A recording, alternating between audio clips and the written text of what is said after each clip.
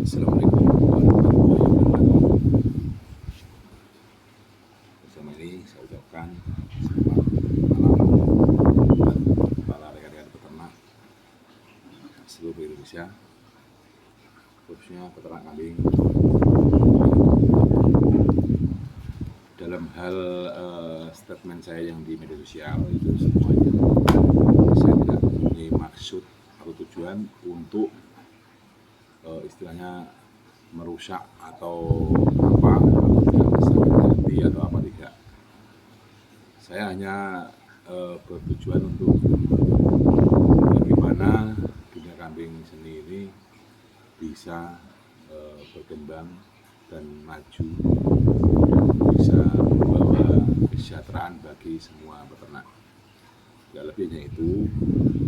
Dan saya untuk kritik saya memang agak terlalu keras.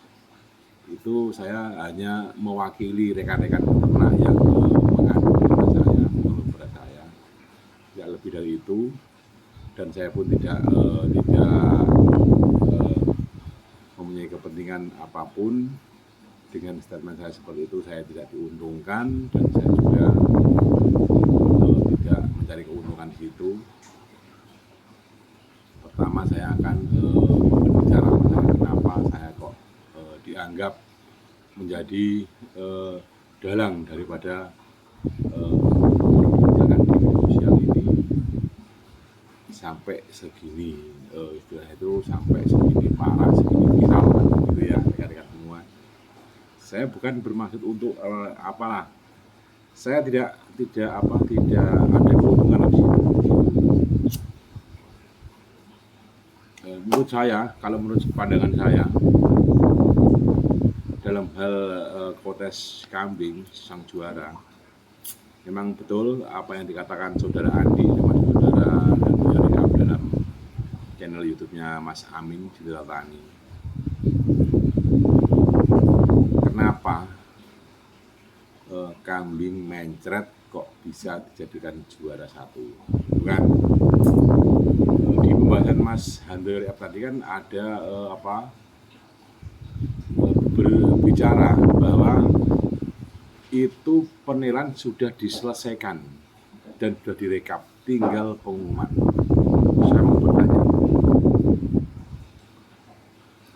kambing juara yang disebut juara dan peserta itu tahu, penonton tahu kalau juara, sepengetahuan saya itu setelah diumumkan oleh MC atau oleh siapapun, kalau menyatakan kami itu juara, itu baru bisa dibilang juara. Kalau sudah menjalani penilaian rekap itu kan tahapan-tahapan untuk membawa kambing tersebut menjadi sang juara. Itu kan tahapan, proses.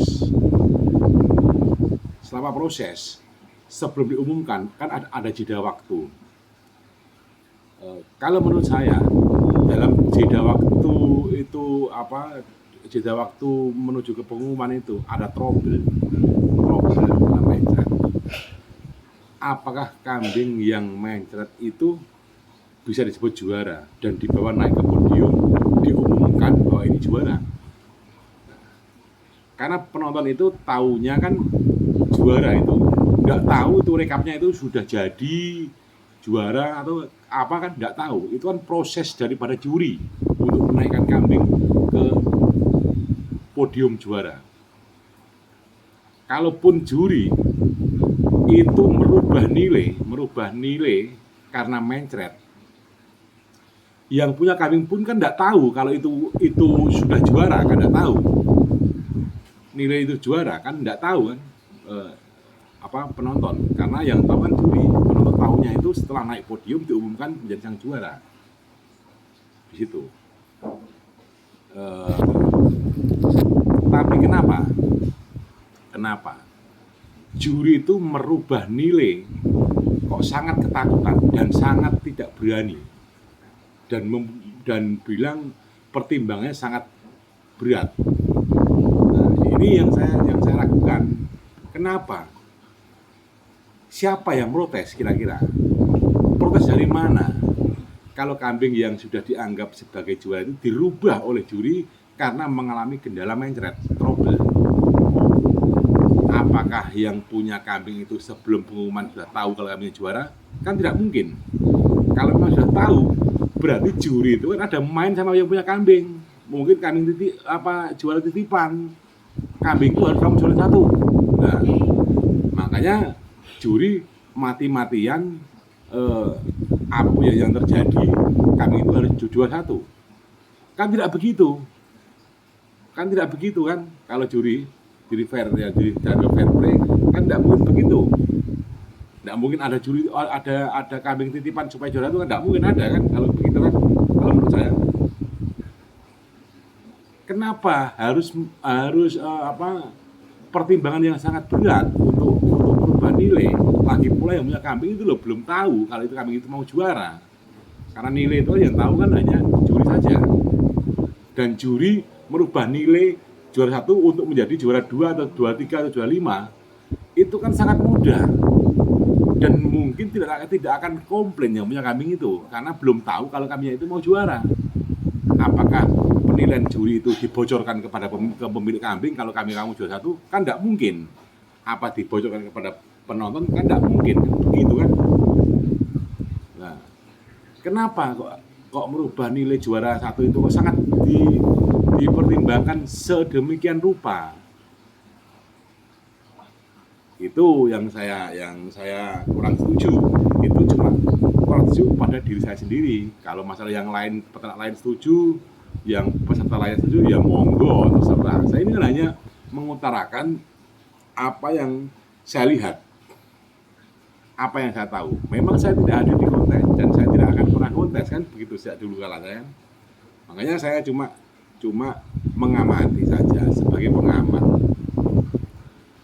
pengamat dan peternak itu kalau ada kendala kan saya banyak dicurhati. Kalau saya dicurhati yang saya dianggap senior, kalau saya tidak ada pergerakan, tidak ada komplain, tidak ada apa kan dianggap saya wah Pak Soleh saya curhati kok diem aja kan gitu. Ya, saya hanya menyampaikan fakta yang ada gitu loh Mas. Saya tidak punya niatan saya harus jelek sama orang lain, enggak saya. Enggak. Kalau saya mau dijelekin orang tidak apa-apa, itu urusannya mereka. Saya ini hidup di kambing aja, ya hidup di kambing itu saya hidup.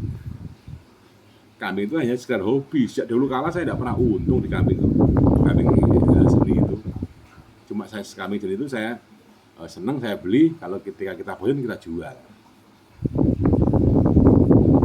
Kita rugi sudah biasa. Karena apa? Kita belinya waktu senang dan kita jualnya waktu tidak senang. Ya sudah wajar lah, orang senang beli pasti mahal, kalau tidak senang dijual ya pasti murah, itu sudah selesai itu bagi saya. Nah itu karena ini istilahnya di luar sana ini kan seolah-olah ini permasalahan ini kan yang menggiring opini sepertinya saya gitu loh. Tidak apa-apa saya dianggap seperti itu, memang nyatanya ya memang seperti itu gitu loh, tapi saya tidak punya niatan untuk soleh guys mutung orang ngimu etawa, saya etawa dirusak, enggak lah. Kekuatan apa yang saya pakai seperti itu? Apakah saya mampu? Siapa soleh itu gitu loh untuk melawan peternak segitu banyak ribuan peternak? Enggak mungkin lah. Kalau sampai soleh itu bisa mempengaruhi orang kambing etawa apa sampai etawa itu hancur apa, enggak mungkin. Kekuatan apa yang saya pakai? Kita ngomong logika aja lah, logis saja. Itu kan yang saya memberi masukan. Kalau mau diterima ya mau diterima baik, kalau mau diterima tidak baik ya silahkan. Kita ini kan hanya tafsir saya saja, bicara tafsir seperti itu. Nah, juri itu saya rasa kalau memang sudah menjadi juri ya kira-kira ya kalau menurut saya memang dia sudah dianggap ahli dalam hal penjurian, dalam hal menilai kambing seni kontes ini gitu. Ya kalau saya untuk rekan-rekan semua ya saya sudah berbicara sejak dulu itu. kambing itu kalau aturan mainnya seperti ini terus, kambing itu semakin hari tidak akan semakin baik kondisinya, maksudnya kondisi pasarnya. Sejak tahun 2002 saya waktu itu kambing itu masih mahal-mahalnya. Kalau dunia kambing itu dibuat gontok-gontokan seperti ini, bukan gontok-gontokan, orang yang pemula itu malah tidak nyaman lihatnya, ketakutan. Saya sudah bisa kok memprediksi tahun 2023 harga kambing pasti hancur. Nah, buktinya sekarang kan ya tidak jauh lah dari apa yang saya omongkan. Kalau kambing itu dibuat seperti ini terus, istilahnya dibuat tidak nyaman peternak itu dengan hasil-hasil penjurian, ya mungkin tahun depan lagi akan lebih parah lagi, mungkin bisa seperti itu kalau menurut diri saya. Karena kambing seni itu kan bukan kambing konsumsi kan, bukan kambing untuk dipotong, sengaja ternak itu dipotong, begitu besar dipotong kan enggak, kita diambil seninya. Nah, jadi kambing seni itu kan istilahnya kan penjualannya kan untuk dibeli para penghobi, dan penghobi nanti dijual untuk para penghobi lagi. Dia tidak berhenti di pemotongan gitu. Jadi kita itu pasarnya itu kan memang harus mencari orang itu untuk memikat peternak pemula, bagaimana orang itu tertarik di dunia kambing seni dan nanti akan masuk situ dan dia akan beli kambing. Itu kan dengan peternak baru masuk di dunia kambing, setidaknya kan ada uang berputar di dunia kambing. Kalau tidak ada pembeli baru tidak ada uang yang masuk di dunia perkambingan, itu nanti akan mengalami penurunan harga. Itu sudah menjadi hukum alam. Jadi ya rekan-rekan, jangan pernah beranggapan bahwa saya ini mempunyai niat untuk merusak tentang harga kambing hitam. Tidak mungkin saya bisa. Kekuatan apa yang saya tadi omongkan tadi, dengan saya ini kok mampunya untuk merubah harga kambing mahal menjadi murah. Enggak, bukan saya. Memang keadaan pasar.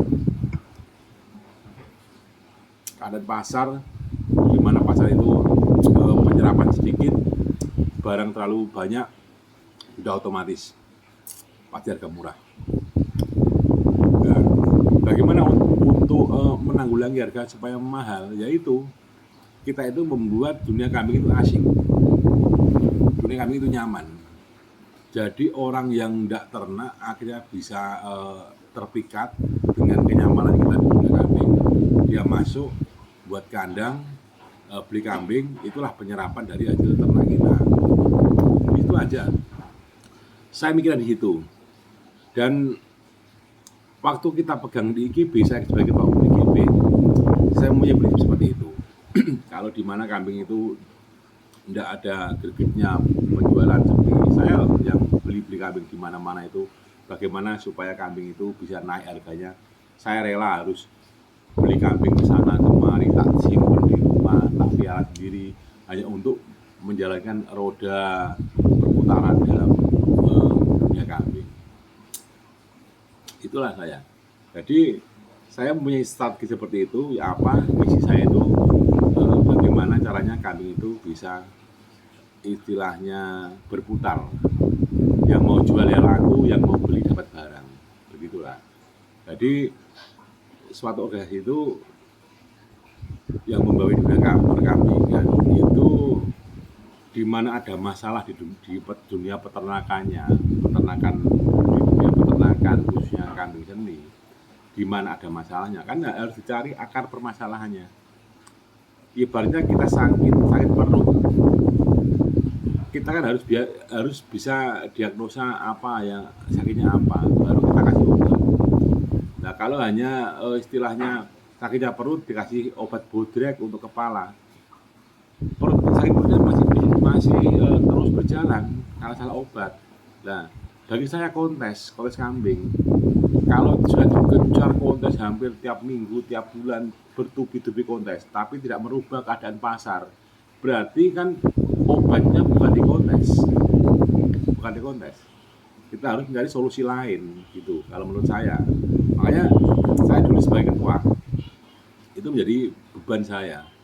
Saya sebagai ketua IGB itu istilahnya itu kalau saya bertanggung jawab atas apa atas peternak anggota saya.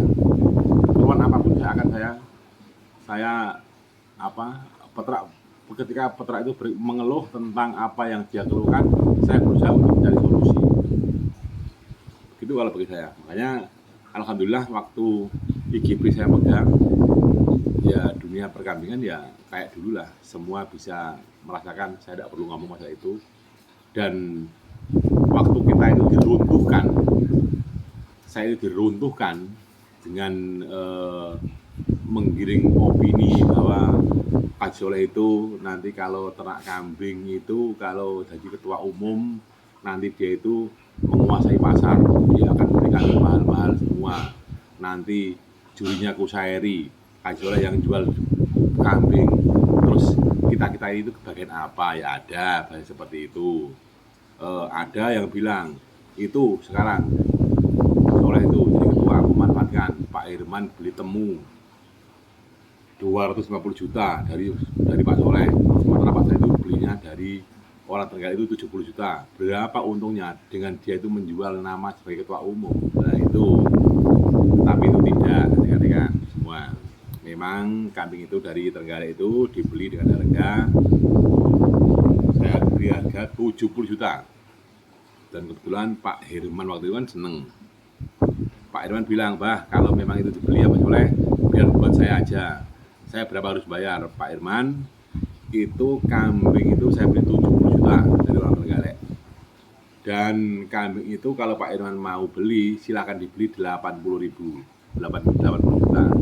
Nanti yang 10 juta itu nanti dibagi 2 mediator. Saya tidak kebagian apa-apa. Yang penting saya ini sebagai ketua bisa memberi jalan bagaimana peternak itu bisa laku kambingnya, dan Pak Irman itu sebagai peminat kambing, bagaimana Pak Irman bisa dapat barang. Begitu, saya hanya menyambungkan aja. Pak Irman senang dapat barang, orang yang punya kambing senang dapat uang. Itu cukup bagi saya, sudah selesai. Dan ada keuntungan 10 juta, ya kita bagi berdua. Mediatornya dari Pak Irman 1, mediator dari penjual 1, tak bagi 5 juta ini. Uangnya 70 juta, tak ambil saya, yang 10 juta buat kamu dan 5 juta dan buat kamu 5 juta. Udah selesai kan gitu kan. Dan makanya orang-orang kalau menggiring opini bahwa kambing itu dijual Pak Irman 250 juta, ya silakan tanya Pak Irman, pada kader bisa itu situ. Tidak mungkin lah saya itu jadi ketua terus memanfaatkan jabatan saya sebagai ketua itu untuk identiti peternak, itu tidak mungkin lah. Saya kerja, saya ini bukan orang pengangguran. Ini orang punya pekerjaan. Kita mencari rezeki itu bukan hanya dari kambing. Kambing itu kan hanya bentuk hobi saya. Kalau kerjaan saya tidak kurang, banyak kerjaan. Saya pun juga kerja sendiri. Kalau mau saya makan cukup kalau saya kerja. Nah, itulah kan. Akhirnya dengan menggiring opini seperti itu istilahnya menjelekkan saya. Bagaimana supaya ketua umum ini bisa melegowo, mundur dengan sendirinya? Apakah kalau tidak begitu programnya IGB itu diusahakan jangan membuat kegiatan dulu, divakumkan aja. Lah saya ini ketua kok saya divakumkan sama anak buah saya, anggota saya. Kan tidak bisa, tahu saya kan sebisa mungkin kan saya akan menjalankan. Saya pun tidak mungkin akan mundur dari ketua umum, karena saya ketua umum saya dipilih oleh peternak. Kalau memang peternak itu yang menghendaki pada waktu itu untuk saya mundur dan diadakan munas, saya pun legowo saya. Kalau saya sebagai ketua umum dipilih, tiba-tiba saya mau mundur, mana tahu jawab saya sebagai ketua umum yang dipilih oleh peternak gitu loh. Nah itulah kehancuran saya di IGB hancur itu diawali dari seperti itu, dari kecemburuan sosial yang menganggap saya itu akan menguasai kambing etawa dan akan menguasai pasar tak makan sendiri gitu. Saya tidak pernah. Saya jadi ketua ini tidak pernah kita beli kambing itu jual untung, tidak pernah saya. kalau kita beli kambing mahal, saya jual rugi, itu yang menjadi makanan saya tiap hari. Nah, itulah. Makanya rekan-rekan itu, kalau saya itu sudah diem aja nggak mau cawe-cawe di dunia kambing, berarti saya itu sudah nggak senang sama kambing ketawa. Kalau saya itu masih mau cawe-cawe, berarti saya itu masih prihatin gitu. Kalau menurut kalau di hati saya, intinya saya itu kalau kambing ketawa, sejak dulu kala saya sudah pernah ngomong, siapa sih yang tidak senang dengan keindahan kambing ketawa? Semua pasti senang. Nah, itu saya rasa cukup ini penjelasan saya.